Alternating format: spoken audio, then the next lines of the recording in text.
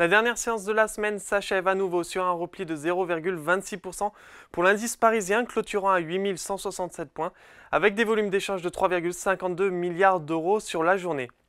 Les chiffres de l'inflation dans la zone euro sont conformes aux premières estimations.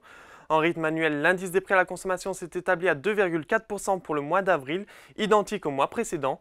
L'inflation sous-jacente, quant à elle, s'élève à 2,7% sur un an, également en ligne avec les prévisions. En revanche, ce qui semble perturber les marchés est la réévaluation des anticipations d'assouplissement monétaire de la Réserve fédérale américaine cette année. Plusieurs membres de la Fed ont déclaré hier que la Banque centrale devrait maintenir les taux d'intérêt à un niveau élevé plus longtemps, en attendant des preuves supplémentaires d'un ralentissement de l'inflation.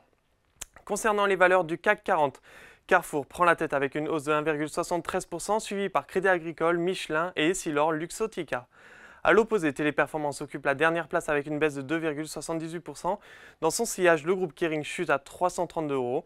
Enfin, Legrand, Stellantis et Eurofins Scientifique sont également en territoire négatif. Comme hier, on retrouve un peu plus de variations sur le SBF 120 avec Ubisoft qui se redresse de 5,45%, suivi par Morel & Prom et Sodexo qui bénéficie d'une recommandation améliorée de la part de Morgan Stanley, passant à surpondérer sur le titre avec un objectif de cours à 96 € contre 86 € précédemment. En revanche, le réassureur français Score enregistre la plus forte baisse avec un recul de 6,09%.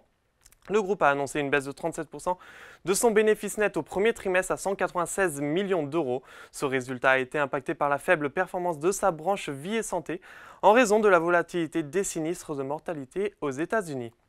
Juste derrière, Solution 30 et Sartorius Stedim lâchent tous les deux 4,33%, Valeo 7 3,95%, puis Euraseo plonge à nouveau. Et enfin, pour terminer, Wall Street est sans direction claire après avoir touché des records la veille.